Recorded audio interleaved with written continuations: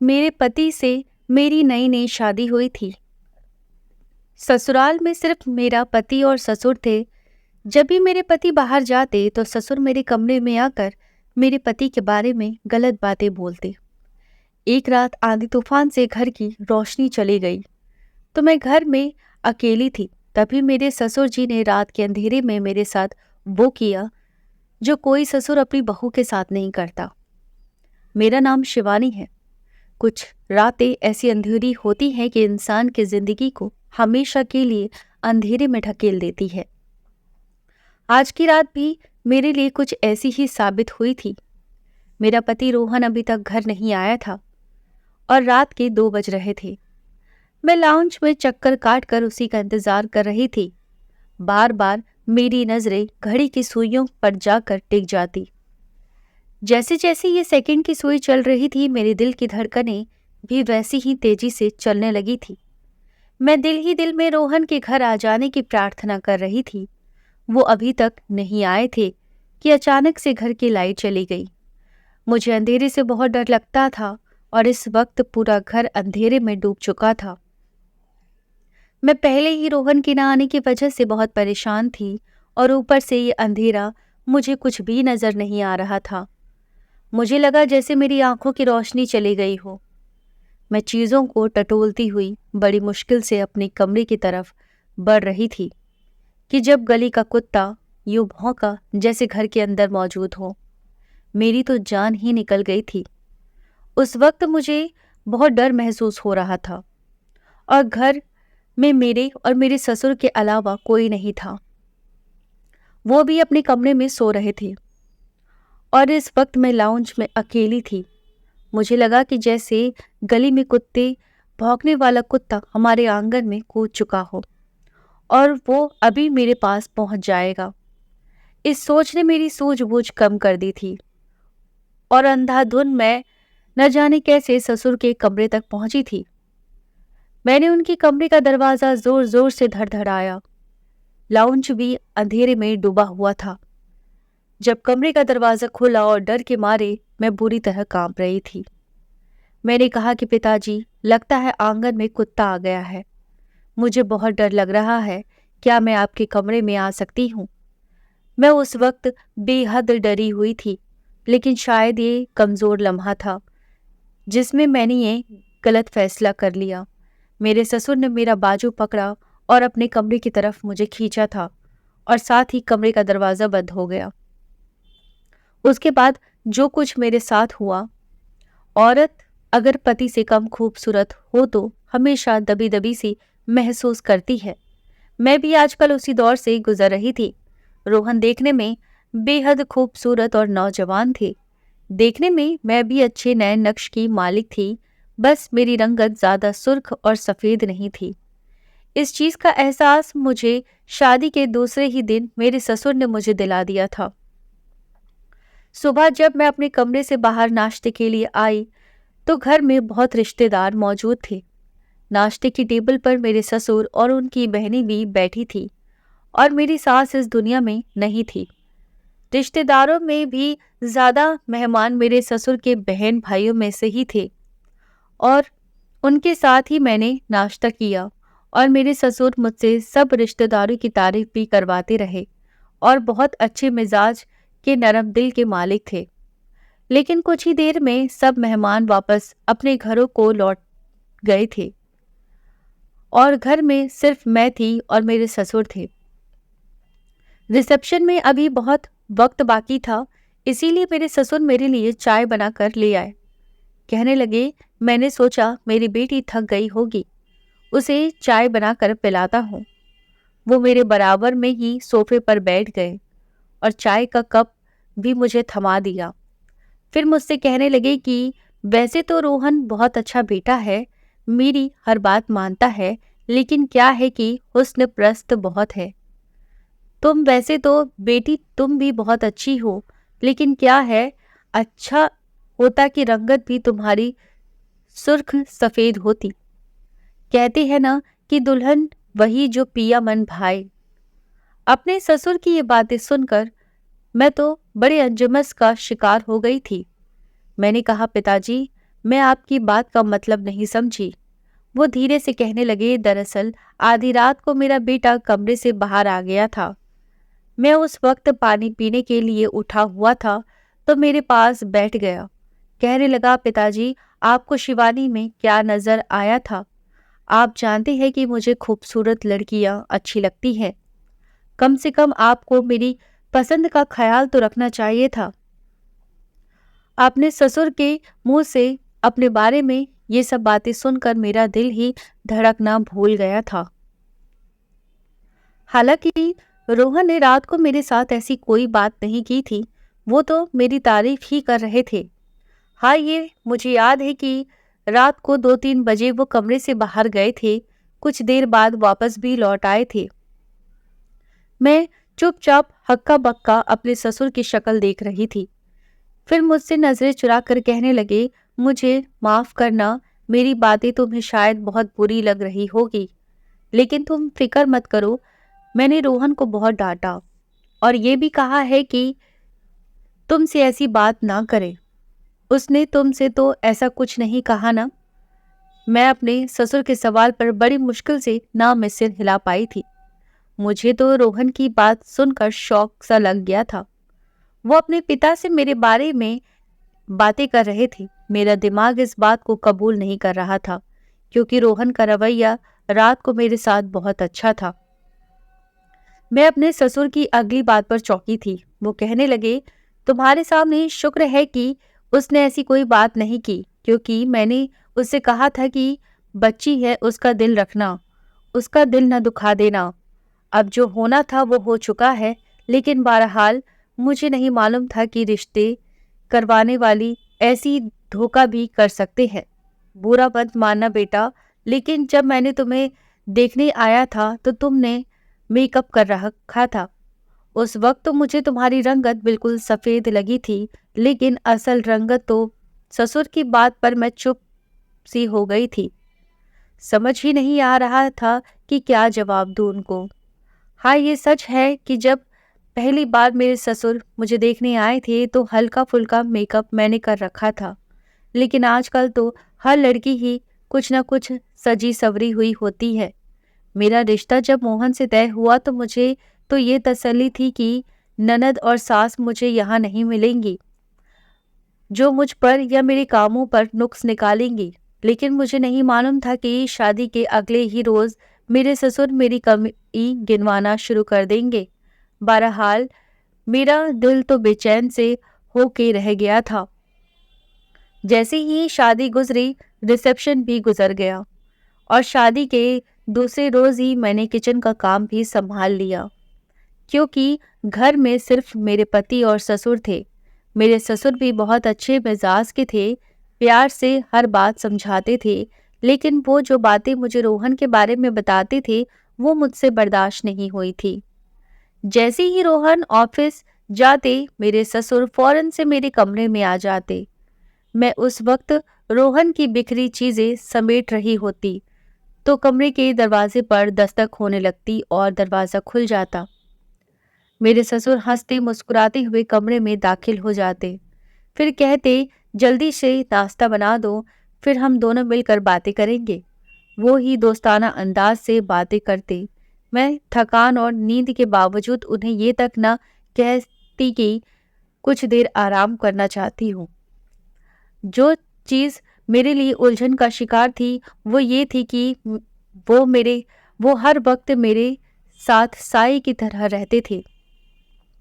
मैं किचन में काम कर रही होती तो मेरे सर पर खड़े हो जाते थे। खाना बनाती तो मुझे टोकते रहते कि ऐसे नहीं बनाओ, रोहन को इस तरह का खाना नहीं पसंद जैसा तुम बनाती हो। फिर कहती कि एक तो रोहन को वैसे भी तुम्हारी शक्ल से पसंद नहीं है, अब अगर तुमने पति की पसंद का खाना भी ना बना पाई तो कैसे दिल तक पहुंचोगी। कभी कहते कि तुम रोटी गोल नहीं बनाती, रोहन तो तुम्हारी रोटी देखकर ही खाना छोड़ देगा। हर वक्त अगर कोई सर पर सवार रहे, इंसान झुंझलाहट का शिकार हो जाता है। मैं भी ससुर के रवैये से परेशान हो चुकी थी, लेकिन एक बार जो मेरे साथ हुआ था, दिमाग काम करना छोड़ गया था। शाम होते ही मेरे ससुर ने कहा कि रात को तुम्हें कहीं भी घुमाने फिराने के लिए सोहन लेकर नहीं जाएगा। जाहिर है भाई, तुम उसे पसंद नहीं हो, लेकिन तुम्हारे भी कुछ अरमान होंगे। तुम भी घर से बहुत कुछ सोच कर आई होगी, बड़े ख्वाब सजाए होंगे। चलो तुम तैयार हो जाओ, मैं तुम्हें मॉल ले जाता हूँ, कुछ शॉपिंग कर लेना। बस वो कहने को मेरे ससुर थे, लेकिन लगता था जैसे पूरी सास हो। मैं जितनी मर्जी कोशिश कर लेती उनका दिल जीतूं, उनकी मर्जी के मुताबिक काम करूं, लेकिन मेरा कोई काम उन्हें पसंद ही नहीं आता था। वो मेरे हर काम में नुक्स निकालते और कहते कि रोहन को ये सब चीजें पसंद नहीं है। मैंने मार्केट जाने से इनकार कर दिया। मैंने कहा नहीं, रहने दे, मेरा दिल नहीं चाह रहा। लेकिन फिर भी वो मुझे जबरदस्ती मार्केट ले गए। कहने लगे कि मैं तुम्हें तोहफे में बहुत खूबसूरत जोड़ा देना चाहता हूँ। वो मुझे मॉल ले गए और फिर कहने लगे कि तुम अपनी पसंद का एक जोड़ा पसंद कर लो। मुझे एक ब्लैक कलर का सूट पसंद आया। मैंने कहा कि ये बहुत प्यारा है, तो वो जोर से हंसकर कहने लगे कि पहले ही तुम्हारा रंग कम काला है, जो तुम काला रंग पहनकर उसे काला रखना चाहती हो। उन्होंने मुझे लाइट फिरोजी रंग का जोड़ा लेकर दिया। ये रंग मुझे बिल्कुल भी पसंद नहीं आया, लेकिन मैं चुप हो गई। मेरे ससुर कहने लगे, जैसे तुम्हारी रंगत है उस पे लाइट कलर ही अच्छे लगेंगे। अभी वो ये बातें कर ही रहे थे कि जब मैंने सामने की शॉप में रोहन को एक लड़की के साथ देखा। मेरे तो होश उड़ गए। मेरे ससुर ने भी देख लिया था। रोहन के साथ जो लड़की थी वो बेहद खूबसूरत किस्म की थी। उसे देखकर मेरे ससुर कहने लगे, देख लिया तुमने रोहन को? मैंने तो तुमसे कहा था कि ये हुस्न परस्त है, जहां भी इसे खूबसूरत लड़की मिलेगी ये वहीं जाएगा। सामने रोहन हंस हंस कर उस लड़की से बातें कर रहा था और यह देखकर मेरे आंसू टप टप बहने लगे। मैंने कुछ भी नहीं खरीदा और वापस आ गई। मेरा जी चाह रहा था कि जिस चीज को तहस नहस कर दूं। कैसे दोहरी शख्सियत का मालिक था, मेरे साथ भी मोहब्बत जताता था और बाहर दूसरी लड़कियों के चक्कर में भी था। मेरे ससुर कहने लगे कि देखो बेटा, मैं तो तुम्हें कभी घर की बर्बादी करने का मशवरा नहीं दूंगा, लेकिन मर्द आजाद पंछी होता है, खास तौर पे वो अगर हुस्न परस्त हो। तो हाँ, अगर तुम खूबसूरत होती तो बात कुछ और थी, लेकिन देखो ना, यही वक्त रोहन को तुम्हें देना चाहिए था, तुम्हें बाहर लेकर जाना चाहिए, और वो किसी और खूबसूरत लड़की के साथ घूम रहा है। अगर तुम खूबसूरत होती तो आज उसकी जगह तुम उसके साथ घूम रही होती। मैं अपने बेटे के स्वभाव से अच्छी तरह वाकिफ हूँ। मेरा रो रो कर बुरा हाल था और मेरे ससुर ने पानी का ग्लास मुझे पकड़ाया और बिल्कुल मेरे बराबर में बैठ गए और अपने हाथों से मेरा सर सहलाने लगे। कहने लगे, परेशान न हो, मैं रोहन को समझाऊंगा, लेकिन उसकी गारंटी नहीं ले सकता। मैं पूरा दिन रोहन की खातिर उसकी पसंद के खाने बनाती, उसके घर को सजाती संवारती, खुद को भी उसके रंगत में ढालने की कोशिश करती, लेकिन फिर भी उसे मेरी कोई भी कुर्बानी नजर नहीं आती थी। रात को जब रोहन घर पहुंचा तो मैं अपने कमरे में ही बैठी हुई थी, रो रही थी। मुझे देखकर कहने लगा, तुम्हें क्या हुआ है? तबीयत तो ठीक है। मेरा जी तो चाह रहा था कि उसे बता दूं कि मैं तुम्हारी असलियत जान गई हूँ, लेकिन मेरे ससुर ने मुझे सख्ती से मना किया था और कहा था कि बेटा, इस तरह से तुम्हारा घर बर्बाद हो जाएगा। अगर रोहन को ये पता चल गया कि तुम जानती हो कि उसका बाहर दूसरी लड़कियों के साथ चक्कर है तो वो निडर हो जाएगा। मैंने सर दर्द का बहाना बना दिया। कहने लगा, चलो आओ तुम्हें डॉक्टर के पास ले जाओ। एक तो तुम पहले ही काली हो, रो रो के तुमने अपनी हालत बिगाड़ ली है, जरा भी अच्छी नहीं लग रही। मेरे गाल पर हल्की सी थपकी लगाकर उन्होंने मुझसे ये बात कही थी और ये सुनकर तो मेरा दिल जैसे धड़कना भूल गया था। मैंने कहा, अगर मैं इतनी ही बुरी थी तो मुझसे शादी न करते। मेरी बात सुनकर वो गौर से मुझे देखने लगे, फिर मुस्कुराने लगे। कहने लगे, बस बहुत बड़ी गलती हो गई, लेकिन अब क्या करूं, गलती तो कर बैठा हूं, मुझे निभाना भी पड़ेगा। ये कहकर हंसते हुए मेरे बराबर में बैठ गए। मेरा हाथ थाम लिया और कहने लगे, मजाक कर रहा था, चलो उठो, तुम्हें डॉक्टर के पास लेकर जाता हूँ। लेकिन मैं जानती थी वो मजाक नहीं कर रहे थे। शायद मेरे ससुर ने उन्हें डांटा होगा, इसीलिए दिल की बात कहने के बाद उसे मजाक का नाम दे रहे थे। मैंने अपना हाथ उनके हाथ से खींच लिया। मैंने कहा, मुझे कहीं नहीं जाना, मेरे सर में दर्द है, मेडिसिन खाऊंगी, ठीक हो जाऊंगी। ये कहकर मैं कमरे से बाहर निकल गई, लेकिन मेरा दिल बहुत दुखी हो चुका था। पति अगर बीवी को मोहब्बत ना दे या उसकी कमियां में नजर रखे तो धीरे धीरे बीवी का प्यार भी कम होता चला जाता है। मेरा दिल भी रोहन की तरह उनकी ओर से हटने लगा था। एक बार ससुर ने कहा कि उनके खानदान में एक किसी की शादी है, इसीलिए मैं तैयार हो जाऊं, और तैयार भी पूरे दिल से हुई थी। आईने में खुद को देखा तो मुझे खुद पर प्यार आया था, क्योंकि मैं इतनी भी गहरी रंगत की मालिक नहीं थी, हल्की रंगत की मालिक थी। मुझ पर पहना ओढ़ा हुआ बहुत अच्छा लगता था। उसी वक्त रोहन कमरे में दाखिल हुए और मुझे देखकर कुछ पल को मुझे देखते ही रह गए। उस दिन मुझे लगा जैसे मैं जीत गई हूँ। शायद मेरे पति का दिल मेरी तरफ आकर्षित होने लगा था। वो मेरे बराबर में खड़े हो गए, कहने लगे कि तुम जितनी मर्जी संवर लो, देखो मुझसे तो कम ही प्यारी लगती हो। ये कहकर उन्होंने मुझे अपने साथ लगाकर खड़ा किया, अपना बाजू फैलाकर मुझे अपने करीब भी किया था। फिर मुझे सामने आईने की तरफ दिखाने लगे। मुझे लगा मेरा दिल छन से टूट गया। तो पिछले 1 घंटे से मैं खुद को सजा रही थी और मुझे लग रहा था कि मेरी सारी तैयारी सच हो चुकी है। अपना चेहरा आईने में मुझे बदनुमा सा दिखने लगा था। शायद मेरे ससुर सही कह रहे थे कि दुल्हन वही जो पिया मन भाए। मैं फौरन से रोहन से पीछे हट गई, गुस्से से अपने गहने उतारने लगी। सामने रखे टिश्यू बॉक्स से मैंने टिश्यू लिया और अपना मेकअप साफ करने लगी। मेरी इस हरकत को देखकर रोहन एकदम गंभीर हो गए, कहने लगे, शिवानी ये क्या हरकत है, ये क्या कर रही हो तुम, हम पहले ही लेट हो रहे हैं। मैंने गुस्से से कहा कि मुझे कहीं नहीं जाना। वो कहने लगे, ये क्या बचपना है शिवानी, जरा सी बात का इतना तमाशा मत बनाओ। मैंने कहा कि मुझे वहां जाकर भी अपना मजाक ही उड़वाना है, क्योंकि मैं तो आपके साथ अच्छी नहीं लगती। आपको लड़कियों की कमी थोड़ी है, बहुत खूबसूरत लड़की आई होंगी वहां पर, किसी के साथ भी अपना दिल बहला लीजिएगा। मेरा ये कहना था कि एक जोरदार थप्पड़ रोहन ने मेरे मुंह पर मारा था। मैं इसके लिए बिल्कुल भी तैयार नहीं थी। मुझे रोहन से ऐसी उम्मीद हरगिज नहीं थी। कहने लगी कि क्या समझ रखा है तुमने मुझे, कैसी बातें कर रही हो तुम। मेरे साथ रोहन के बोलने का अंदाज इतना बुलंद था कि हमारी आवाज बाहर तक जा रही थी।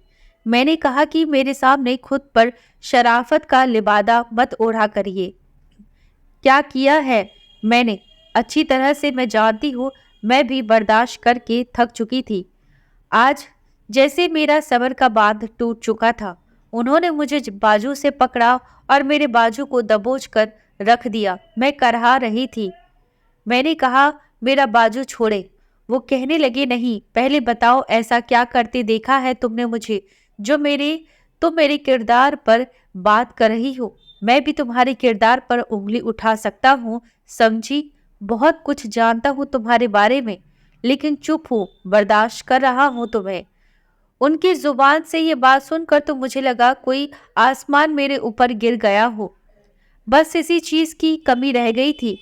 मैंने कहा, रोहन मुझे छोड़े। वो गुस्से से सुर्ख आंखों से मुझे देख रहे थे। कहने लगे, मेरे सब्र का इम्तिहान मत लो, न जाने कैसे मैं तुम्हें बर्दाश्त कर रहा हूँ। 10 मिनट दे रहा हूँ तुम्हें, तैयार हो जाओ कि बाहर आ जाओ। जिस तरह से वो दहाड़ कर मुझ पर बोल रहे थे, कमरे के दरवाजे पर दस्तक होने लगी। उन्होंने मेरा बाजू छोड़ा और कमरे का दरवाजा खोल दिया। मेरे ससुर परेशान होकर कमरे में दाखिल हुए, कहने लगे, क्या हो रहा है, क्या ये शरीफ घरानों का तौर तरीका है कि तुम दोनों की लड़ने की आवाजें मोहल्ले के चारों घरों तक जा रही है। ससुर भी शायद गुस्से में थे। रोहन कहने लगे, समझा दे इसे, अगर इसने इस तरह की बदतमीजी की तो मैं बहुत बुरा पेश आऊंगा इसके साथ। रोहन कमरे से बाहर चले गए तो ससुर मेरे पास आए, कहने लगे क्या बात है। मैंने रोते हुए कहा कि हर वक्त मुझे ताने देते रहते हैं। अगर मैं इतनी ही नापसंद थी तो मत करते मुझसे शादी। मेरी जिंदगी का तमाशा क्यों बना दिया। मैं थक चुकी हूँ। जिस तरह से मैं रो रही थी, मेरे ससुर ने मेरा सर अपने कंधे से लगा लिया और मेरा सर सहलाने लगे। कहने लगे चुप हो जाओ, ये तो है ही ऐसा, मैं समझाऊंगा इसे। मैं तो चाहता हूँ कि तुम दोनों का घर बस जाए, लेकिन मुझे ऐसा कुछ नजर नहीं आ रहा। देखो बेटा, मर्द तो कभी भी समझौता नहीं करता, औरत को ही झुकना पड़ता है। तुम्हें ही हर हाल में झुकना पड़ेगा और तुम्हें सब्र करना होगा। मैं पढ़ी लिखी थी, अच्छे घराने से मेरा ताल्लुक था, इसके बावजूद मैं रोहन की हर बात पर साथ देती थी। लेकिन फिर भी अगर उन्हें मुझ में नुक्स ही नजर आती थी तो मैं क्या कर सकती थी। मेरे ससुर ने कहा कि फिलहाल तुम तैयार हो जाओ, खामखा बात बढ़ जाएगी। मैं दोबारा से बिना मन से तैयार हुई और शादी पर भी मैं चुपचाप एक कोने में बैठी रही। रोहन मुझे घूर के देखती रहे। कुछ दिनों तो हम दोनों ने आपस में बातचीत नहीं की थी। एक बार बाहर का दरवाजा खटखटाया तो दरवाजा मेरे ससुर ही खोलने थे, मगर वो कमरे से बाहर नहीं आए। तो फिर मैं मेन गेट तक पहुंच गई। मैंने पूछा कौन है, तो कहने लगी कि मैं पड़ोस से आया हूँ। मैंने दरवाजा खोल दिया। एक नौजवान लड़का था। कहने लगा विराट साहब है। वो मेरे ससुर का पूछ रहा था। मैंने कहा हाँ। कहने लगा उन्होंने मुझे घर पर बुलाया है। मैं पीछे हट गई और वो अंदर आ गया। मैंने अपने ससुर के कमरे की तरफ इशारा किया और वो वहां चला गया। लेकिन मेरा दिमाग उस वक्त चकरा के रह गया जब सामने वाली गली के कोने में मेरे ससुर को मैंने घर की तरफ आते देखा। मैं हैरान रह गई कि अगर ससुर घर से बाहर थे तो ये लड़का मेरे ससुर का नाम लेकर घर में कहाँ घुस आया था। मैं उस अजनबी से कह रही थी कि वो यहाँ क्यों आया है। वो कहने लगा कि मुझे विराट साहब ने कहा था कि घर में आओ। मैंने कहा तुम झूठ बोल रहे हो, मेरे ससुर तो बाहर से आ रहे हैं। अभी मैं उससे बात ही कर रही थी कि ससुर घर में दाखिल हुए। उस शख्स को देखकर मुझे अजीब सी नजरों से देखने लगे। नौजवान फौरन से घर से बाहर निकल आ गया तो ये देखकर मैं हैरान हो गई। ससुर मुझे गुस्से से देखने लगे और कहने लगे ये कौन था, क्यों घर में आया था। ससुर के मुंह से ये सब सुनकर तो मैं अचंभे में आ गई। मैंने कहा आपसे मिलने आया था। कह रहा था आपने उसे बुलाया है। तो कहने लगे कुछ भी तुम कह दोगी, मैं तो उसको जानता तक नहीं हूँ, ये कौन है। और ये सुनकर तो मेरा सर बुरी तरह घूम रहा था। मैंने कहा मैं सच कह रही हूँ पिताजी, इसने मुझसे यही कहा कि वो। कहने लगे तुमसे कोई कुछ भी कहेगा तुम दरवाजा खोलकर अंदर बुला लोगी।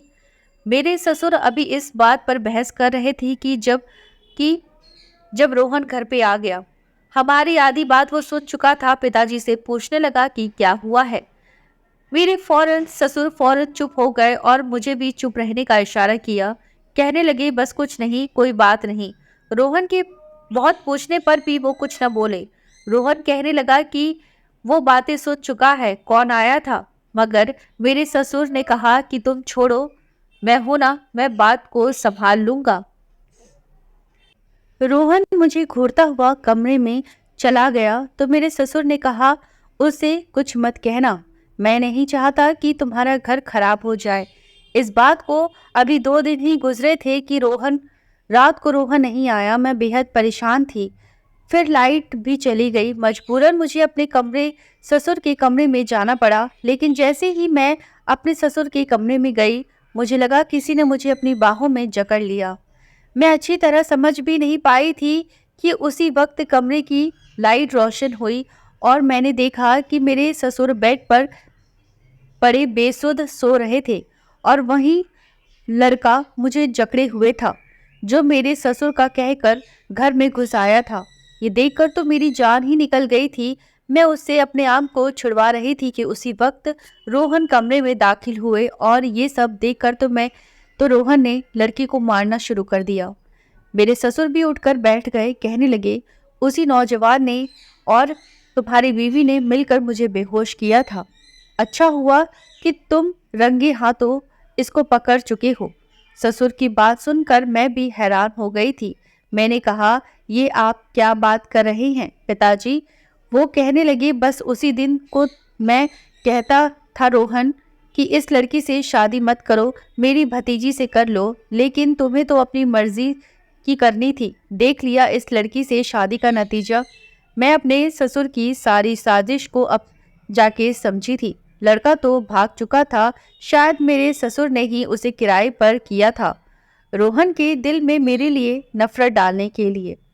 मेरे पति ने मेरे भाई को फोन किया और बोला कि अपनी बहन को आकर ले जाओ, लेकिन मैंने रोहन को सारी बात बता दी। मैंने कहा कि पिताजी ही मेरे दिल में तुम्हारे लिए गलत बातें डालते रहे, मेरा कोई कसूर नहीं है। तुम जिससे चाहे मुझसे कसम उठवा लो, मैं इस शख्स को जानती नहीं।